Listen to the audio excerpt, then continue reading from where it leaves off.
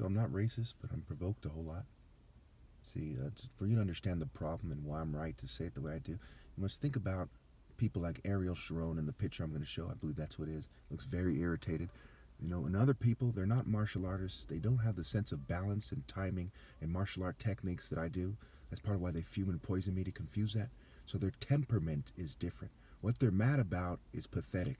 It's like being mad that you didn't get your favorite toy in preschool, okay, and you grew up and you're still fucking insane about it. You see what I'm saying? So being mad about white supremacy and not having your way is insane. Being mad because people don't kiss the Jews' ass in Israel, for example, is insane. Being mad because people reject your LGBT advances and your LGBT movement is insane. Being mad because other black people don't want to kiss your token minority ass is insane. The things that other people are mad about are insane. I'm mad about, it's called righteous indignation because I'm right. It's universal, pinpointed moral precision, right? What everyone with sense and logic can agree is moral, okay? Not what your little culture wants to do, not your political agenda, which is controlled by corporations, okay? Not because you're a control freak cop, okay? What other people are mad about is insane. Because your wife didn't cook you dinner doesn't mean you should break her jaw and send her to the hospital, okay? She made a mistake marrying you in the first place because you're not morally precise. Then you're going to beat her up because she doesn't address your needs in the way that you think she should. Okay. First, remove the plank from your own eye. It reminds you of mainstream society, right? Read Matthew 7. It's Matthew 7, 1 through 6 or something. Okay. Why does mainstream society and token minorities, okay, why do they want to complain about the speck in the minority's eye that they haven't, in the poor, that they haven't effectively defined? First, they must remove white supremacy and token minorityism and corporatism and reinforcing the pre-existing social orders of this world. 1 John 2:15 says, under no circumstances are you to reinforce the social orders of this world. Under no circumstances. That transcends any interpretation of what Paul said. Okay? You're not to obey people that worship the devil and enforce their cultures and then from there say, maybe I'll give a prayer to God. You put God first. Okay? So you can't say to the poor gangster, hey, as someone who's assimilated into the world thoroughly, as middle class or upper middle class or even lower middle class, and say, hey, stop being a gangster. But you've assimilated to the satanic order and you're selling it as if it is what you're supposed to do in life. You're not supposed to assimilate to the world and forsake God.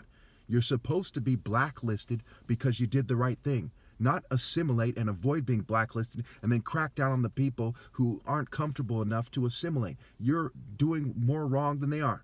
The average worker at Safeway or at working a mechanic or something, okay, who's not a gangster, who's left alone by the government, is actually more in the wrong than gangsters that sell drugs and shoot at people because they are not trying to sell the idea that what they're doing is morally correct, but you are.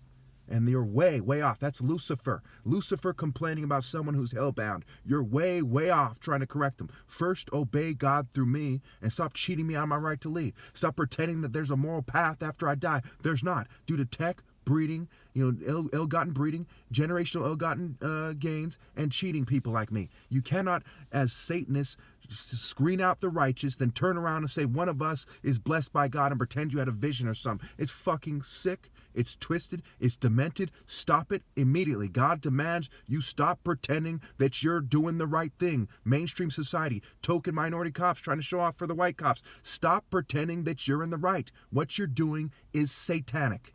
Okay?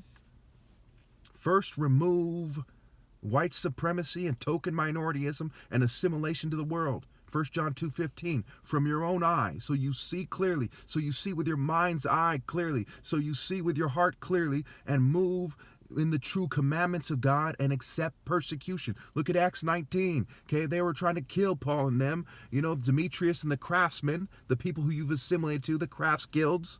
okay, the social clubs, the corporations and their network, okay, these are the types of people that tried to kill Paul and them for telling the truth in Acts 19 because he didn't agree with their pagan social norms, like the social norms of the state. You fake Christians, you wolves in sheep's clothes. The Roman Catholic Church, the wolf is a symbol of the Roman people. The Protestants, no bad tree can bear good fruit. You come from the Roman Catholic Church. You need to extract the morality from the Bible and not go to these churches. They are wolves in sheep's clothes. Mainstream America, wolves in sheep's clothes. Mainstream society in any country in the world. If it's an allowed culture and they're not persecuted, okay, for righteousness' sake, they are wolves in sheep's clothes. Anyone avoiding persecution worships the devil. Okay? Because your own Bible testifies against you. It says everyone who seeks to live a godly life in Christ will be persecuted.